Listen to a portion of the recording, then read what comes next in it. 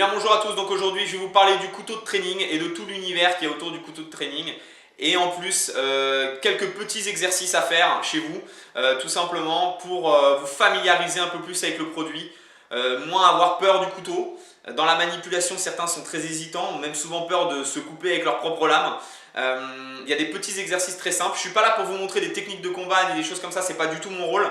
Maintenant, je connais plusieurs exercices, je ne pourrais pas tout vous montrer, mais qui vous permettront peut-être de vous familiariser un peu plus avec le couteau. Donc moi maintenant, ça fait quelques temps que je fais des couteaux de training en acier. D'accord. Je suis passé récemment, depuis le stage FCS Cali, je suis passé sur de l'aluminium. D'accord. Là, c'est par exemple une de mes créations. Vraiment la ligne basique, hein, le double tranchant, avec un tressage paracorde. C'est une forme que j'ai beaucoup retrouvée pendant ce stage. Donc vraiment intéressant, type Taipan, hein, de chez Cold Steel. J'ai fait d'autres formes que je vous montrerai un peu plus tard.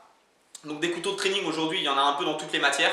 Il en existe en aluminium, il en existe en acier, il en existe en mousse, il en existe en bois et dans d'autres matières aussi. Donc on rappelle un peu ce que c'est le training.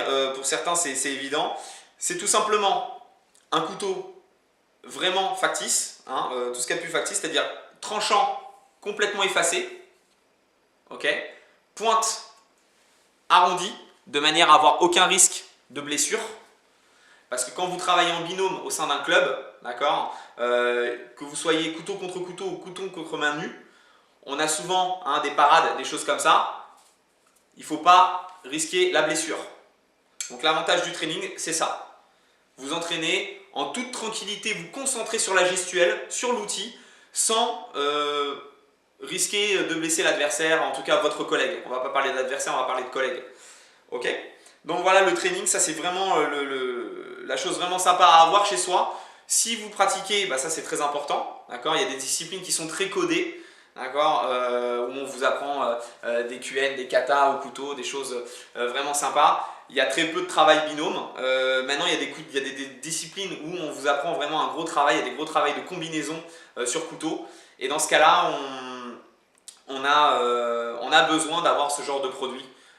L'avantage de l'aluminium, c'est qu'on se rapproche beaucoup plus du poids d'un couteau d'origine et le côté froid de la matière, hein, au niveau sensation.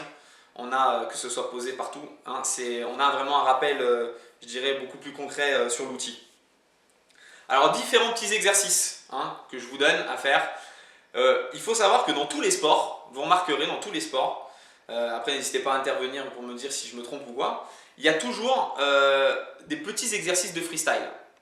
Vous remarquerez au football, d'accord, le premier au football, vous prenez le ballon, vous vous amusez à faire du jonglage. Le jonglage, ça sert strictement quasiment à rien dans un jeu. C'est des exercices d'adresse qui vous permettent d'être en confiance dans votre gestuelle et avec le ballon, de vraiment ressentir des choses. C'est tout un travail de sensation. C'est que des petits exercices comme ça. Hein. Se caler la balle derrière la tête pendant un jeu, c'est pas évident. Hein. Se la faire rouler sur le bras et tout ça, ça sert pas à grand chose. Mais par contre, ça vous permet de travailler des sensations.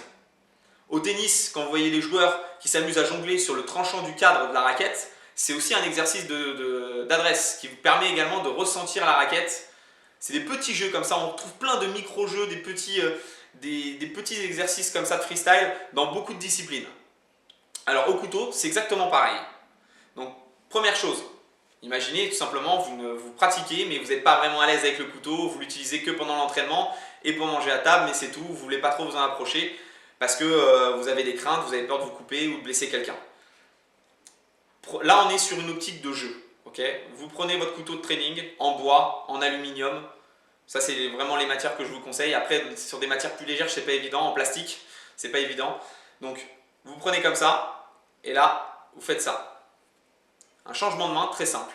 D'abord court, vous ne serrez absolument pas le grip, hein, il ne faut pas serrer, d'accord. Vous laissez le couteau atterrir dans la main comme vous voulez, vous voyez, hop.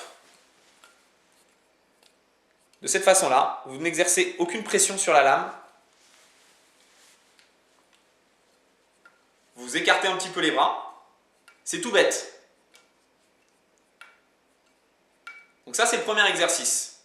C'est pas pour ça que ça va vous servir pendant le combat. Je ne suis pas en train de vous dire ça. C'est des exercices qui vous permettront d'être plus à l'aise avec l'outil. Ok. Donc après, vous avez un exercice tout bête. Avec 2 doigts ou 3 doigts, moi je conseille 3 doigts. vous faites ces mouvements circulaires, comme ça.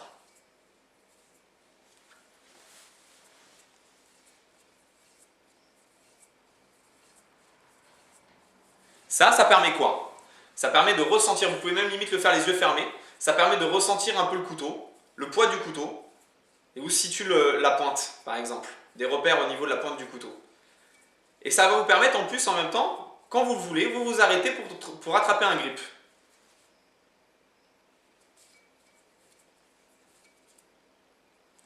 Et vous faites ça plusieurs fois, plusieurs tours. Ça va vous amener à quoi? Ça va vous amener dans une position, que vous soyez dans cette garde-là ou dans celle-ci, ça va vous permettre de, tout simplement, de travailler les changements de grip. Ok?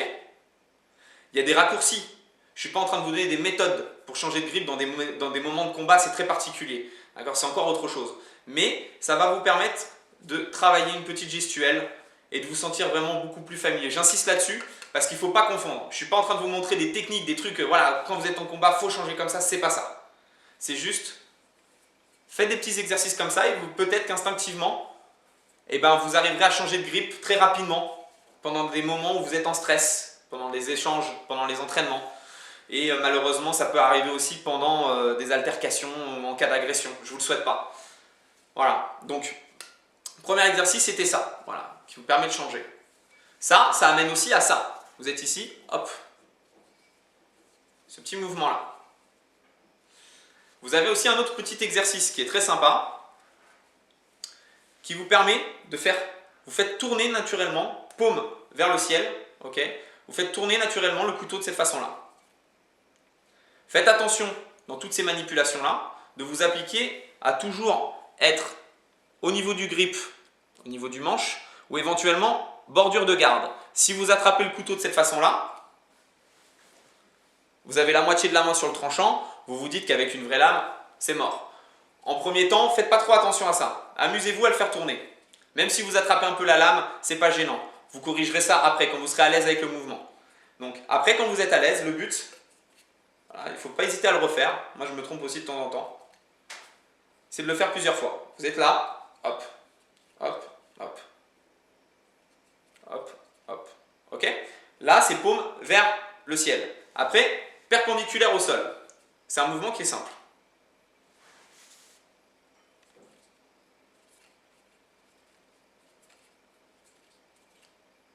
Ok?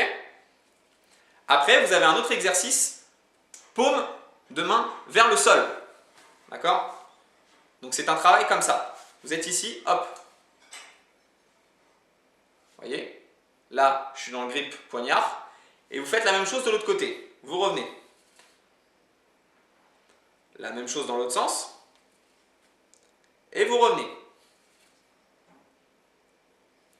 Donc ça, dans une certaine manipulation, vous êtes ici, hop, vous passez. C'est des petits exercices comme ça, tout bêtes, ok? Vous avez des exercices aussi, certains, je les vois même pendant les combats, les trucs, les machins, les entraînements, changent de grip en faisant ça. En passant le doigt comme ça et reviennent. J'ai des doutes sur l'efficacité de ce genre de manipulation comme ça, même pendant les entraînements, même pendant les combats ou tout ce que vous voulez. C'est un bon travail pour la dextérité des doigts, hein, vous amusez à faire ça avec une lame, vous pouvez le faire sans problème. Par contre, le souci que vous allez avoir, c'est qu'il faut éviter d'appliquer ça pendant un combat, parce que généralement pendant un combat ou même pendant les entraînements, on est un peu crispé hein, avec le couteau dans les mains. C'est très rare de voir quelqu'un de très détendu, très relâché, souple. Même dans une situation réelle, on a toujours tendance à se crisper un peu sur notre couteau et avoir même limite les mains qui transpirent un petit peu. Donc les doigts, la dextérité des doigts, on l'oublie un petit peu. Mais ça peut être intéressant. C'est des exercices, je ne suis pas contre, hein, mais je vous dis sans problème. Donc amusez-vous à faire ces petits exercices-là, hein, à tourner comme ça. Voilà.